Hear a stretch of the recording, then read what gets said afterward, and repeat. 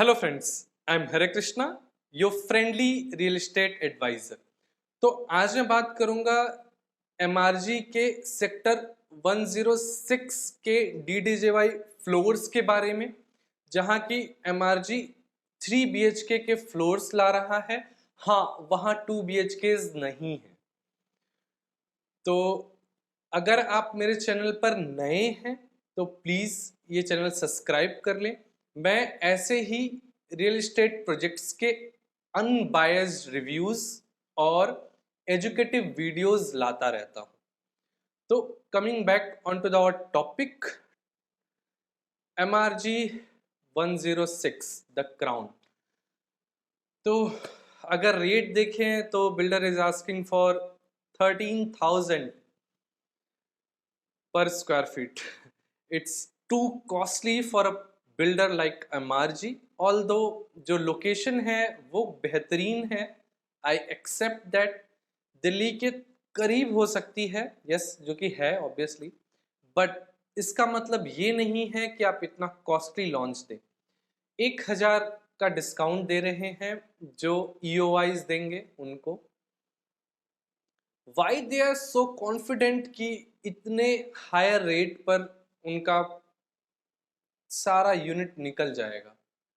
I am not sure why they are confident. Maybe जो channel partners हैं उनको incentive ज़्यादा दें, क्योंकि एमआरजी के प्रोजेक्ट की बात करें अगर, तो इनके 3 अफोर्डेबल, लगा ले 4 अफोर्डेबल जो लॉन्च हुए हैं, उनके प्रोग्रेस पर किसी भी ओनर्स का सेटिस्फैक्शन नहीं है।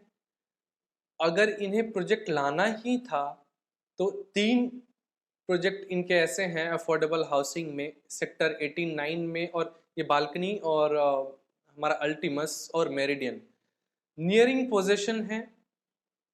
इस साल के आखिर तक उनको देना था, 6 महीने और रुक जाते, ओसी अप्लाई कर लेते, जिससे कि इनके एग्जिस्टिंग जो प्रोजेक्ट्स हैं उनकी स्थिति बायर खुद जाकर देख पाए और एमआरजी का काम कैसा है उस पर खुद एक असेसमेंट ले पाए।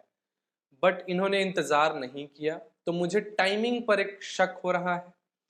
द्वारका एक्सप्रेसवे ये G20 सम्मेलन की वजह से अक्टूबर से पहले पहले कंप्लीट होना है, तो क्या ये 6 महीने 7 महीने और वेट नहीं कर सकते थे कि एक बार ऑपरेशनल हो जाए तो एप्रिसिएशन आएगा? बट उन्होंने नहीं किया। मे बी एक इन्वेस्टर लॉबी को अट्रैक्ट करना चाहते हो, बट इतने हायर रेट पर for a new Qamar like MRG, इससे पहले उन्होंने किसी भी डीडीजेवाई फ्लोर पर काम नहीं किया है, डिलीवर करने की बात तो बहुत दूर है। तो मुझे लगता है कि हाँ, ये एक ओवर हाइप्ड बनेगा भी ये प्रोजेक्ट। जो चैनल पार्टनर्स हैं, ब्रोकर्स हैं, इनको बहुत ज़्यादा प्रमोट करेंगे, क्योंकि मुझे पर्सनली ऐसा लगता है कि उनके इंसेंटिव्स ज़्यादा होंगे। इन्वेस्टर को इतने इन्फ्लेटेड प्राइस पर खरीदने में और उससे एग्जिट लेकर के, एक प्रॉफिट बना करके एग्जिट लेने में बहुत मुश्किल होगी।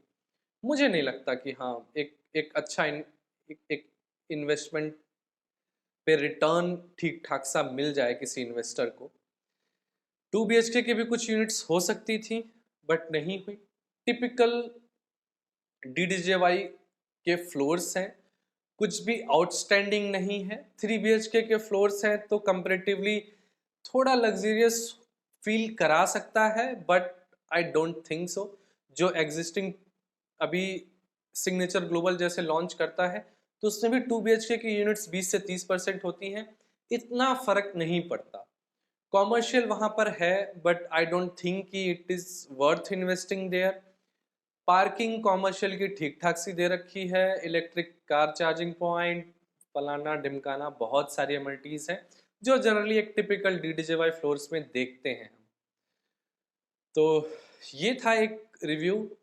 जैसा कि आपको लग रहा होगा कि मेरे ओपिनियन से, मेरे सजेशन से आपको इस वाले प्रोजेक्ट से दूर होना चाहिए, क्योंकि 3 BHK somewhere around will cost around 1.5 to 1.6 CR, which is too costly for a sector like 106.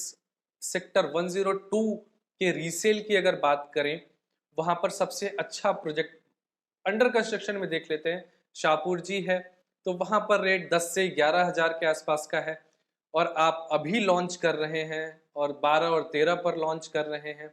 Although wooden work करा कर दे रहे हैं, बट जो एक्सपेंस एज एन इन्वेस्टर मैं अगर देखूं कि जो एक्सपेंस मुझे करना ही नहीं था, क्योंकि मैं तो एग्जिट के हिसाब से आया था, जो इन्वेस्टमेंट मुझे करना ही नहीं था, जो अमाउंट मुझे डालना ही नहीं था, वो मुझे डालना पड़ रहा है।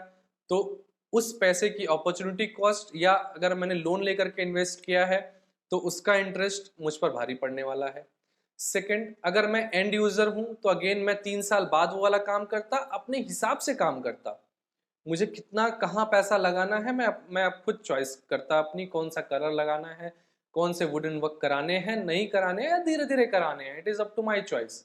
बट बिल्डर खुद करेगा तो ऑब्वियसली उसका इन्वेस्टमेंट 6 से 7 लाख का होगा, मान लीजिए हद मार के 8 से 9 लाख का होगा, वो जोड़ेगा 20 लाख। आप कराते तो हो सकता है 14-15 लाख देते, बट हाँ 3 साल बाद देते, अभी नहीं देते।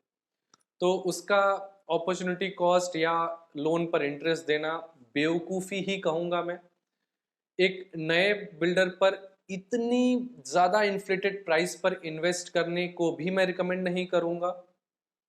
कोई और बिल्डर होता तो शायद मैं कहता, बट हाँ, the price is what I am not liking, the builder and it's freshness is what I am not liking in this project. तो अगर आपको ये वीडियो अच्छी लगी हो, मेरी टॉक्स सेंसिबल लगी हो, तो प्लीज़ इसे एक लाइक दे। अगर आपकी कोई क्वेरी है तो feel free to write down into comment box, I will try to answer. मैंने गूगल फॉर्म का लिंक दिया हुआ है डिस्क्रिप्शन बॉक्स में। अगर आपकी कोई जेनरिक रियल एस्टेट की क्वेरी है या one on one consultation request है, तो feel free to fill that form so that I can reach out to you. आशा करता हूँ कि आपको ये वीडियो अच्छी लगी हो। अगर हाँ तो give it a thumbs up. Thank you.